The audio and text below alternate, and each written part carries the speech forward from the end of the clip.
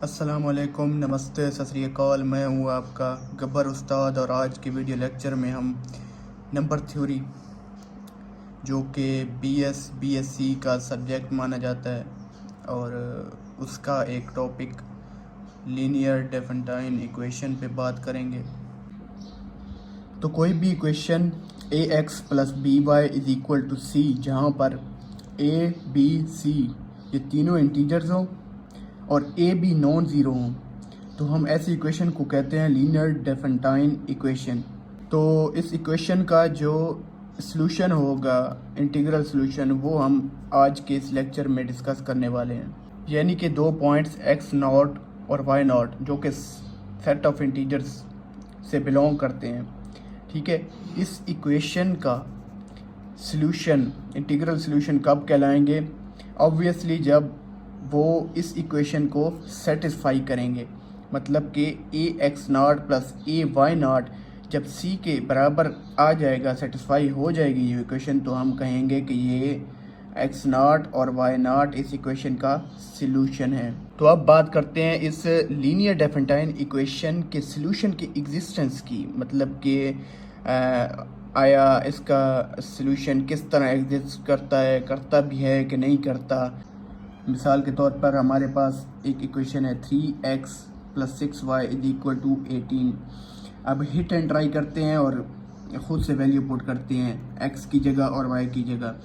मान लीजिए कि हम पहली वैल्यू ये 10 और -2 पुट करते हैं, दूसरी वैल्यू हम करते हैं -6 और y भी -6। तो ये देखा जा सकता है कि दोनों वैल्यूज़ x y की दोनों जगह पर इस इक्वेशन को सेटिस्फाई कर रही हैं।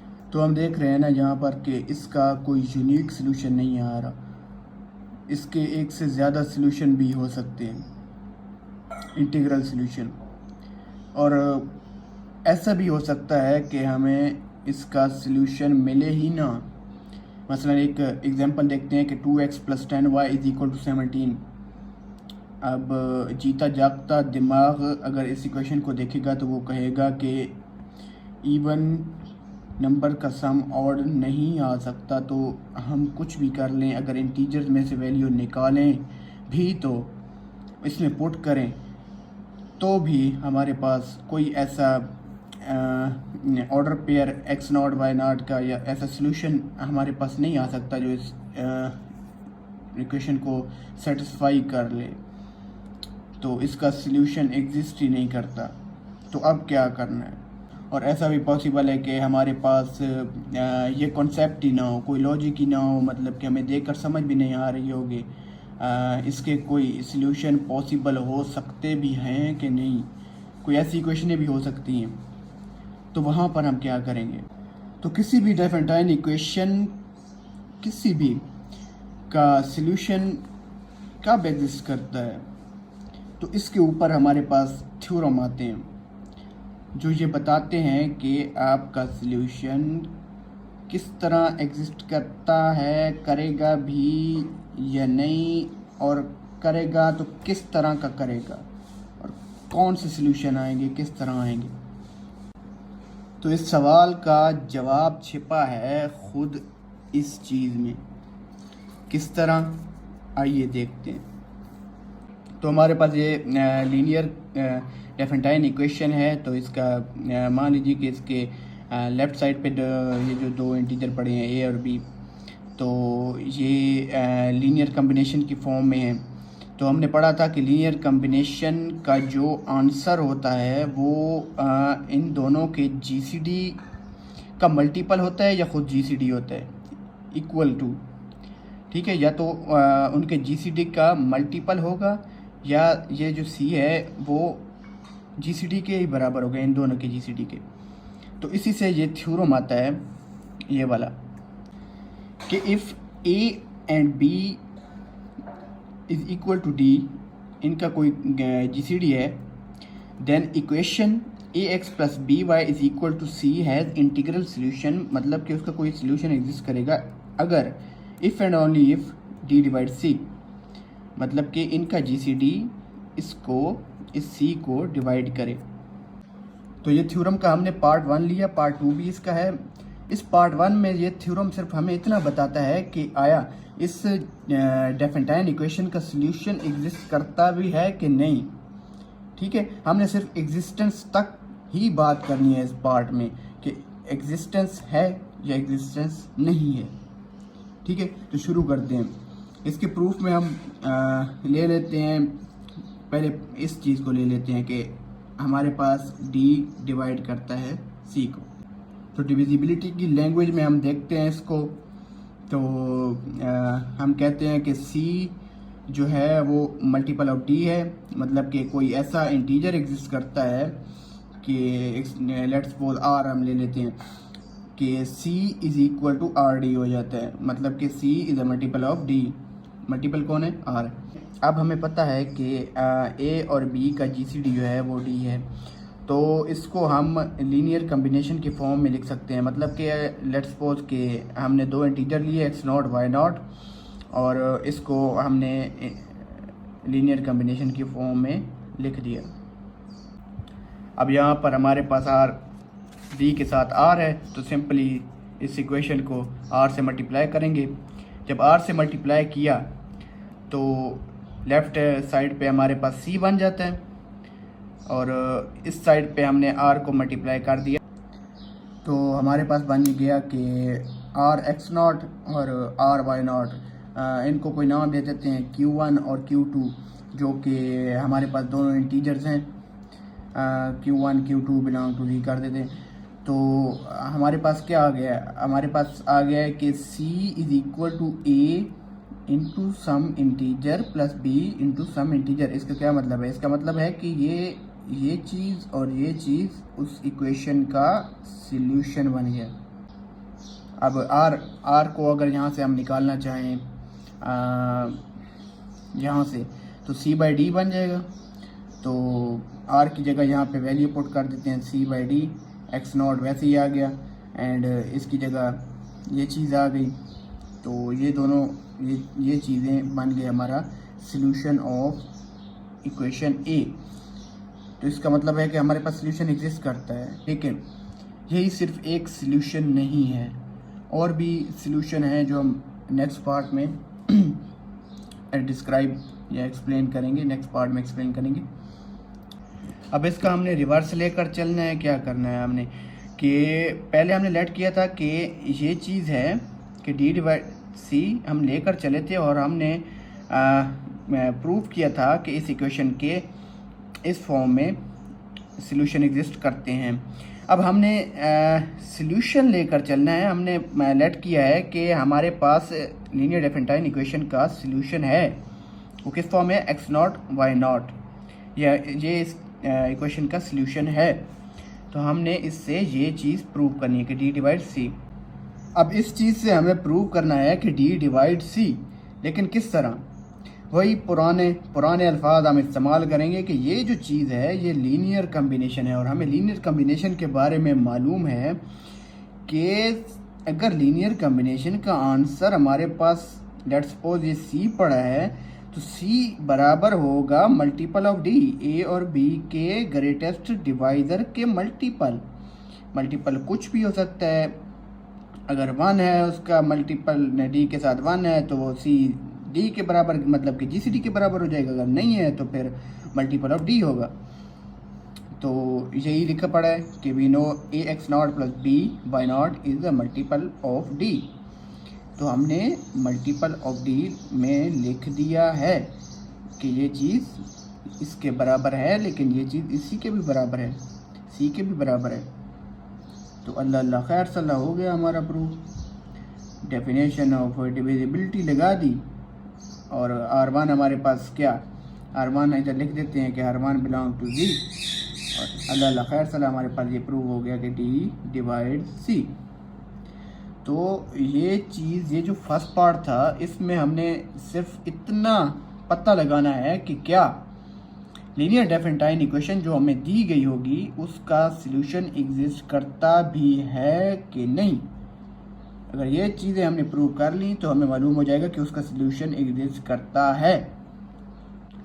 अब दूसरे पार्ट पे आते हैं, तो सेकंड पार्ट की तरफ चलते हैं। यहाँ पर हमें दिया गया है कि इफ़ एक्स नॉट और y naught solution is one solution of linear definite equation ax plus by is equal to c और ए बी का जी सी डी डी दिया गया है, तो then x1 is equal to x naught minus b over d t, y1 is equal to y naught plus a over d t is general solution t belong to d.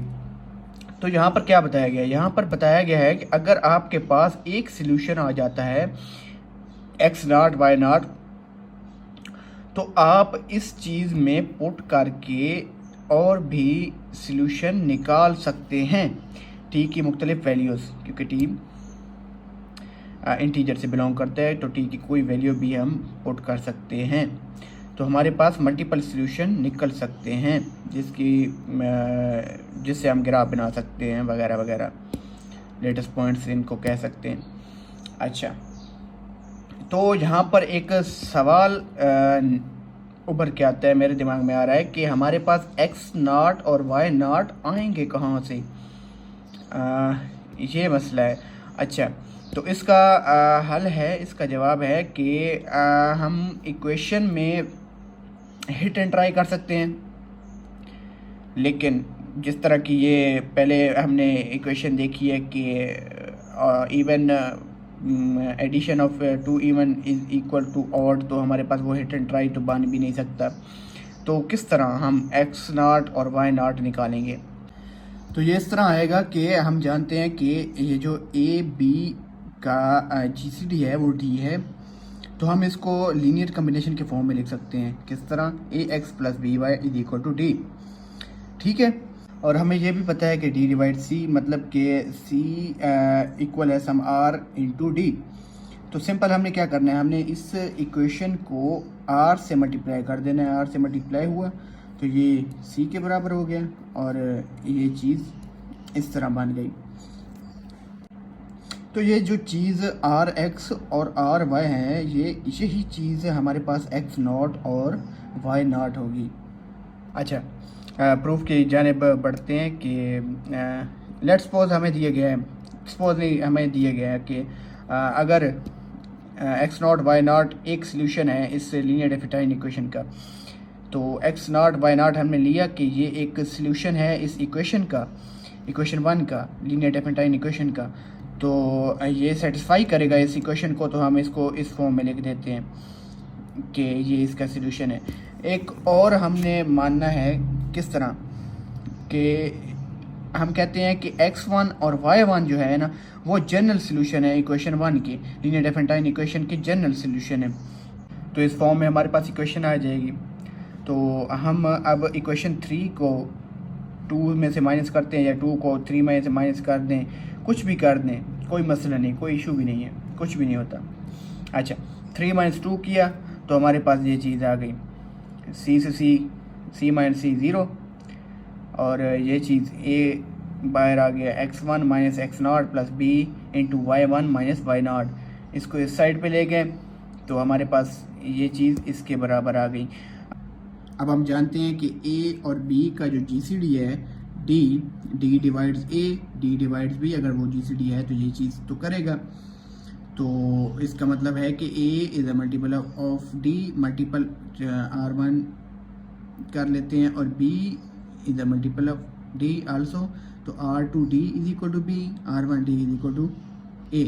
तो ये चीज़ें हम इसमें put कर देते हैं, तो d से d कैंसिल हो गया और हमारे पास बच जाता है r1 into x1 minus x naught is equal to minus r2 into y1 minus y naught. अच्छा, अब यहाँ पर हम एक चीज़ नोटिस करते हैं कि ये जो r2 into y1 minus y not है, ये मल्टीपल ऑफ r1 है, मतलब कि r1 into some integer is equal to ये चीज़। तो यहाँ से हमें मालूम होता है कि बाय डेफिनेशन ऑफ रिविजिबिलिटी हम ये लिख सकते हैं कि r1 डिवाइड्स ये चीज़। ठीक है, अब ध्यान देने वाली चीज़ यहाँ पर ये है कि ये जो r1 है ये डिवाइड कर रहा है r2 multiply y1 minus y not को। तो यहाँ पर एक चीज़ आती है कि क्या r1 डिवाइड करेगा r2 को? तो अगर R1 डिवाइड करेगा R2 को तो क्या होगा, लेट्स सपोज के R2, इसको हम इस तरह लिखते हैं कि R2 is equal to Q R1, Q some में इंटीजर है। तो हमारे पास A क्या था, A is equal to R1D था, B is equal to R2D था। तो R2 की जगह हम ये चीज़ लिख सकते हैं क्यू R1। तो R2 की जगह हम लिख सकते हैं क्यू R1, तो B is equal to q R1D हो जाएगा। अब A के पास भी है R1D और B के पास भी है R1D। तो हमारे पास ग्रेटेस्ट कॉमन डिवाइज़र जो इन दोनों का आ जाएगा वो R1D, जो कि A के बराबर है। तो या तो हम इस तरह लिख सकते हैं कि B is equal to Q और यहाँ पर A लिख सकते हैं, तो A डिवाइड B हो जाएगा। तो यहाँ पर हमने ये माना है कि इन दोनों का जो GCD है वो D है, ना कि A। अगर मैं R1 और R2 का GCD 1 कंसिडर नहीं करता तो मैं इस कंक्लूजन पे आ जाऊंगा और वो एक पर्टिकुलर केस है। तो इसका मतलब ये होगा कि ये R1 है वो इस टर्म को डिवाइड करते हैं। तो सिंपली हम ये लिख देंगे, इसको आगे लेकर चलते हैं। बाय डेफिनेशन ऑफ डिविजिबिलिटी हम अगर R1 डिवाइड करता है y1 माइनस y0 को, तो y1 minus y0 is equal होगा सम मल्टीपल ऑफ R1 की। तो लेट्स सपोज कोई t है, t जो इंटीजर से बिलोंग करता है, तो y1 किसके इक्वल होगा, simply y0 plus R1t। R1 क्या था, R1 हमारे पास R1 था हमारे पास a ओवर d, तो यहाँ पर हमारे पास आ जाएगा y1 is equal to y0 plus a over d t। Simply इस चीज़ को हम कहाँ पे पुट करते हैं, यहाँ पे पुट कर देते हैं। यहाँ पे पुट कर देंगे तो हमारे पास आ जाएगा x1 is equal to x0 minus R2t। तो x1 हमारे पास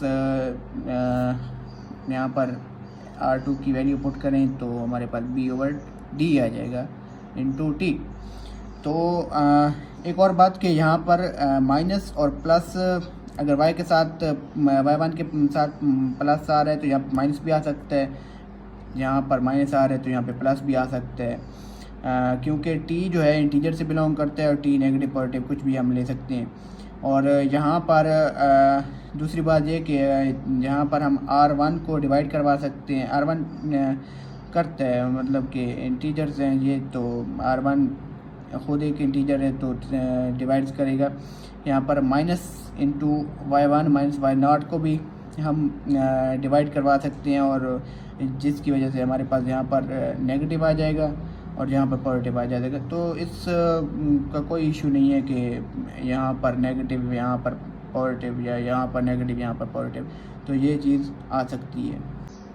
तो हमने आज ये देखा कि अगर हमें कोई लीनियर डेफिनेटाइन इक्वेशन का सलूशन मालूम करने का कहा जाए तो हम पहले चेक करेंगे कि उसका सलूशन एग्जिस्ट करता है कि नहीं करता, मतलब कि d डिवाइड c चेक करेंगे, और उसके बाद हम x0 और y0 मतलब कि वैल्यूज़ निकालेंगे, या तो हिट एंड ट्राई खुद से या फिर इस लीनियर कम्बिनेशन वाले मेथड की मदद से करेंगे, और फिर उसके बाद हम जनरल सॉल्यूशन मालूम करेंगे।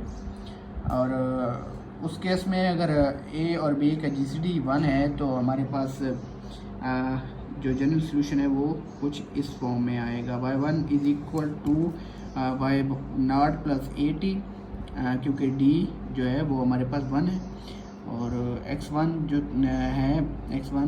जो है वो x0 माइनस bt, क्योंकि d इक्वल टू 1।